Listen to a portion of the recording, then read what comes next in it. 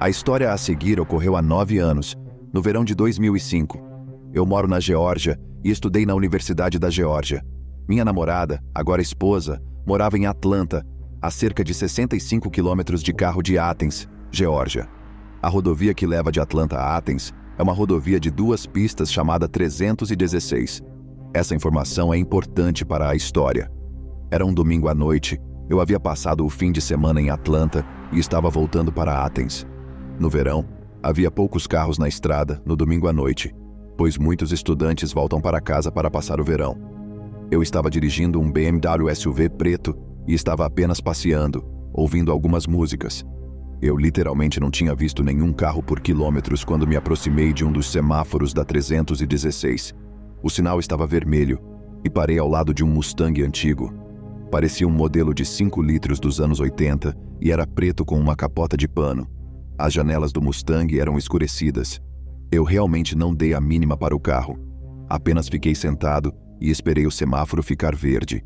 O semáforo ficou verde e o Mustang acelerou repentinamente com um rangido dos pneus, como se o motorista tivesse acelerado o motor a partir da posição de ponto morto. O carro acelerou bem à minha frente. Fiquei um pouco surpreso, mas pensei: mais um caipira, quem se importa? O carro saiu da minha vista e da minha mente. Continuei dirigindo e voltei ao modo relaxado quando, de repente, um carro com faróis altos acesos apareceu diretamente atrás de mim. Pensei: o que diabos? Rapidamente percebi que era o mesmo Mustang de antes. O carro estava esperando por mim no acostamento da rodovia. Olhei para baixo para ter certeza de que meu celular estava carregando, caso eu precisasse dele. E estava. Em seguida, o Mustang trocou de pista e voou ao meu lado, manteve o ritmo por alguns segundos e depois decolou na minha frente. O carro muda de faixa para ficar na minha pista e freia bruscamente, parando o carro. Desvio para outra pista e acelero. O Mustang acelera ao meu lado e começa a se aproximar de mim, tentando me tirar da estrada. Em seguida, ele acelera novamente e tenta a manobra de frenagem mais uma vez. A essa altura, estou enlouquecendo. Sou um homem de 1,90 m e 100 kg que pratica exercícios físicos religiosamente e não me assusto facilmente. Nessa situação, o tamanho não importava. Anotei a placa do carro e peguei meu celular, mas ao fazer isso, o carro de repente estava ao meu lado novamente e começou a guinar em minha direção. Quando girei o volante para o lado, meu celular voou das minhas mãos para a porta do passageiro. Que porcaria! O Mustang está então atrás de mim, piscando os faróis, bem no meu para-choque, acelerando, diminuindo a velocidade, tocando a buzina e desviando de um lado para o outro. De repente, ele some de vista e desaparece. Eu me recomponho, respiro fundo e dirijo o restante dos 10 minutos até o desvio da estrada que leva à cidade onde fica minha casa. Tomo a decisão rápida de dirigir até a delegacia de polícia localizada na minha cidade, a caminho de casa, para registrar um boletim de ocorrência. Eu tinha o número da placa do carro memorizado e o estava recitando mentalmente várias vezes. Ao sair da estrada para a cidade onde moro, luzes brilhantes enchem meu espelho retrovisor novamente e o Mustang está atrás de mim outra vez. Ele passa por mim em alta velocidade, vira em outra estrada e desaparece. Chego à delegacia de polícia e dou a eles o número da placa do carro. Essa é uma delegacia bem pequena e acredito que havia apenas um policial trabalhando. Ele me disse que provavelmente alguém estava me confundindo com outra pessoa. Ele verifica o número da placa e me diz que o proprietário da placa é falecido. Santo Deus! Ele diz que provavelmente a placa é roubada. Agora, completamente assustado, termino de registrar o boletim de ocorrência e vou para casa. Estou em casa falando ao telefone com minha namorada, quando de repente, alguém bate forte na porta da minha garagem várias vezes, seguido de um guincho de pneus. Nunca vejo um carro, mas chamo a polícia imediatamente. Os policiais chegam e nada é encontrado. Não dormi por várias noites, mas foi o fim da história.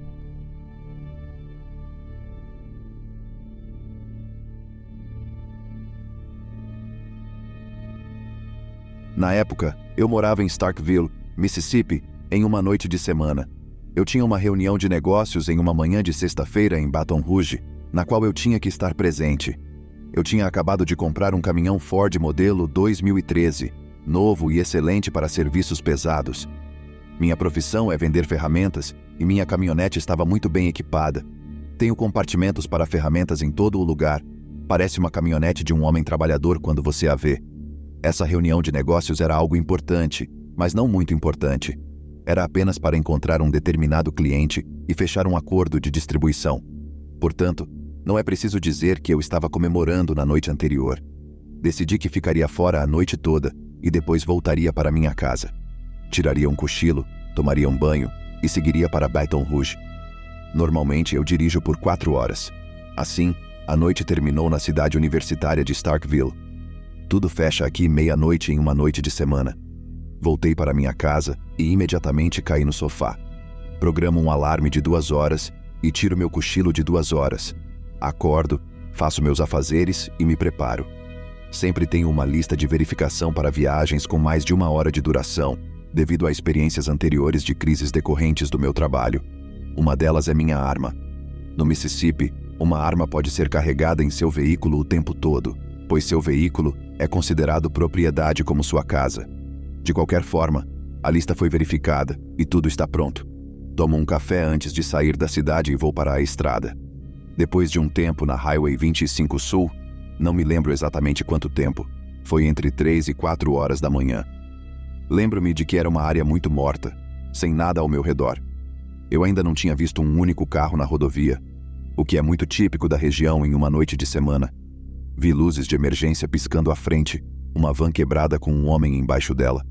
Ele tinha um pneu furado e um motor fumegante, pelo que pude perceber antes de sair. Naquele momento, eu estava tonto e realmente animado.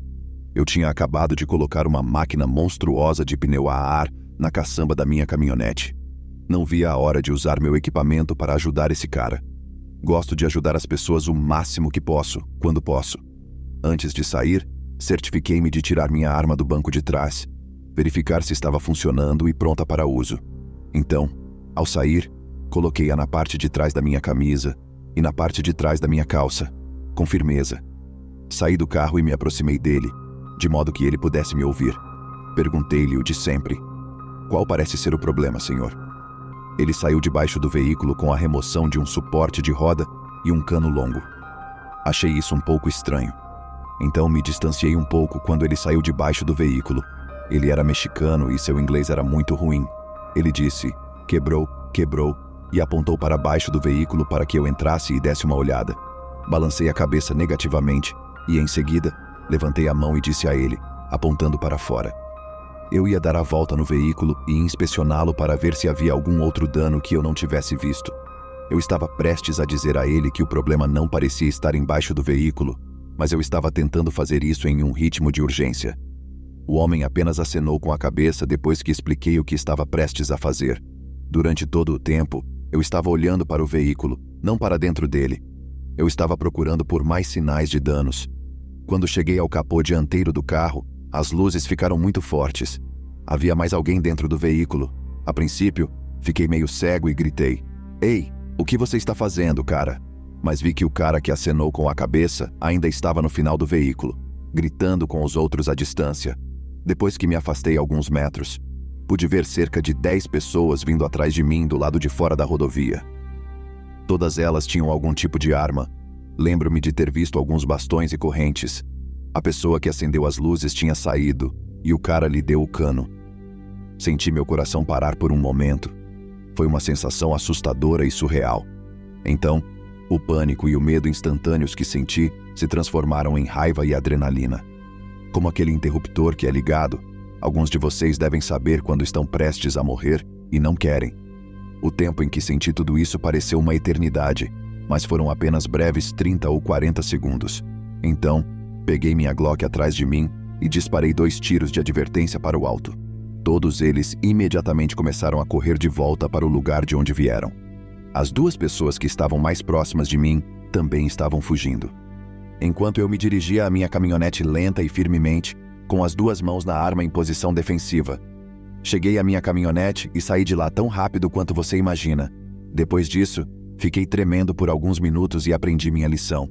Nunca ajude ninguém na estrada depois de escurecer, a menos que a conheça ou que o mau tempo tenha passado ou esteja passando por lá.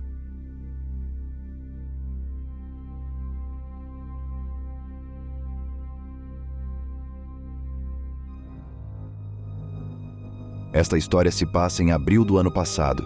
Eu estava no último ano do ensino médio. Como vivi toda a minha vida no meio oeste, estava sempre ansioso pelas férias de primavera, quando poderia viajar para algum lugar mais interessante. Neste ano, eu estava indo para o Oregon com minha amiga Mary. Mary era 3 anos mais velha do que eu e namorava meu melhor amigo, Josh, que estava estudando na Universidade de Oregon. Acontece que ela estava se mudando para lá na semana das minhas férias de primavera, então foi perfeito para eu ir junto.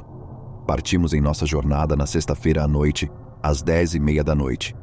Eu sei, é um horário estranho para sair, mas foi bom passar por Chicago no meio da noite para fugir do trânsito. Passamos a maior parte do sábado dirigindo por terras agrícolas planas e entediantes. Conseguimos ver o Parque Nacional Badlands, o que foi muito legal, especialmente depois de um dia tão entediante. Por volta das 11 horas da noite, estávamos exaustos. Então ligamos e reservamos um hotel em Montana, a cerca de 3 horas de distância.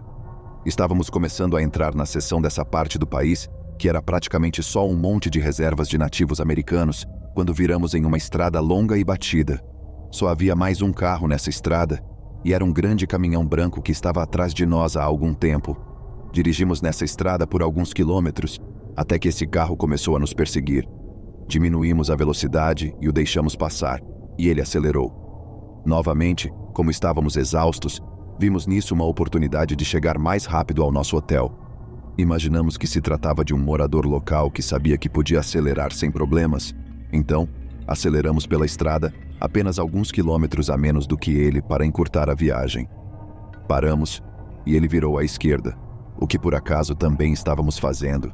Ele estacionou em um estacionamento de um bar que ficava na esquina quando continuamos, mas não estacionou. Apenas esperou e quando passamos, saiu atrás de nós. Como sou uma pessoa muito paranoica, disse a Mary que achava que ele estava nos seguindo, mas ela me garantiu que ele provavelmente não nos queria atrás dele, pois algumas pessoas são assim.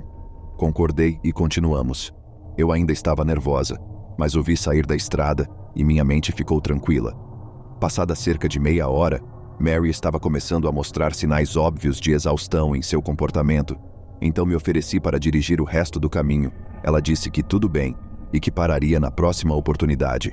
O problema é que a estrada em que estávamos não se conectava com nenhuma outra estrada, não havia entradas ou lojas, nem nada além de planícies abertas por quilômetros. Ela decidiu sair da estrada para fazer a troca, mas quando começou a encostar, um conjunto de faróis brilhantes surgiu do nada. Esse cara nos tirou da estrada e quase batemos. Paramos e olhamos um para o outro com cara de "o que foi aquilo?" Mas antes que pudéssemos dizer qualquer coisa, o carro que estava atrás parou uns 15 metros à nossa frente, e era a caminhonete branca de antes. Meu coração ficou apertado e eu disse: "Mary, não saia do carro, continue dirigindo. Não pare." Obviamente ela estava estranhando o fato, mas não estava totalmente convencida de que era tão perigoso assim. Mas ela viu que eu estava com medo e começou a se arrastar de volta para a estrada. O cara da frente deve ter visto que estávamos nos movendo e começou a dirigir também. Paramos novamente e ele dirigiu devagar, cerca de uns 400 metros acima da estrada, virou em um trecho de árvores e apagou os faróis. Eu disse a ela que tinha certeza de que ele estava nos seguindo, pois estávamos dirigindo há muito tempo e quais eram as chances de nos encontrarmos novamente. Ela ligou para Josh para que pudéssemos ter uma terceira opinião. Ele nunca foi do tipo que assume o pior e não estava lá, então nos disse que provavelmente era uma coincidência e que deveríamos continuar dirigindo e ser cautelosos. Assim, continuamos dirigindo por mais 20 minutos sem vê-lo, mas quando passamos por outra cidade pequena, eu o vi. Ele estava parado em um sinal de parada em uma estrada secundária, de frente para a estrada em que estávamos, com as luzes apagadas. Passamos por ele, ele acendeu as luzes e começou a dirigir novamente, bem atrás de nós. Nesse momento, Mary ficou convencida e ligou imediatamente para a emergência. No entanto, estávamos no meio do nada e o telefone dela continuava caindo a ligação. A central disse que não conseguia saber nossa localização e perguntou onde estávamos, mas nem mesmo o mapa do meu celular carregava. Parecia que já estávamos mortos. Ele passou por nós novamente e eu gritei para que Mary acelerasse para que eu pudesse anotar o número da placa. Conseguimos anotá-la antes de ele sumir de vista. A central conseguiu nos encontrar e disse para irmos à delegacia de polícia mais próxima, a cerca de 15 a 20 minutos de distância. Ela também nos disse para não pararmos de dirigir e que esse cara era um profissional no que estava fazendo. Ela nos informou que a tática dele de nos ultrapassar era para saber onde estávamos virando e indo, para que ele pudesse estar sempre um passo à frente. Nós duas ficamos com medo quando percebemos que ele sabia exatamente onde estávamos, mesmo quando nós não sabíamos onde ele estava. Continuamos dirigindo, com ele aparecendo atrás de nós mais uma vez e, novamente, acelerando. Consegui localizar a delegacia de polícia no meu celular e estávamos quase lá. Paramos no semáforo onde deveríamos virar à direita, mas não víamos esse cara há algum tempo e essa parecia ser a estrada perfeita para dar uma volta. Eu não disse a Mary para virar, ela continuou dirigindo. Ela me perguntou onde era e eu me senti culpada por não ter dito. Então disse a ela que tínhamos passado por lá e que meu celular não tinha carregado as direções até aquele momento. Ela fez uma volta e retornamos. No caminho para lá, passamos pelo cara. Ele estava indo na direção em que estávamos antes de dar meia volta e achamos que ele não nos viu. Chegamos à delegacia de polícia, onde estavam nos esperando, e enviaram carros para encontrá-lo. Recebemos uma escolta policial até nossa casa. Fomos escoltados pela polícia até nosso hotel, a 1 hora de distância, e o restante da viagem transcorreu normalmente. Calculamos que ele nos seguiu por algo em torno de 100 quilômetros. Não sabemos se ele foi pego, nem sabemos quais eram suas intenções. Mas ainda sinto calafrios sempre que conto essa história e sempre que vejo um caminhão branco semelhante. Lembre-se dessa história ao fazer viagens longas e não se esqueça de sempre verificar o que está atrás de você.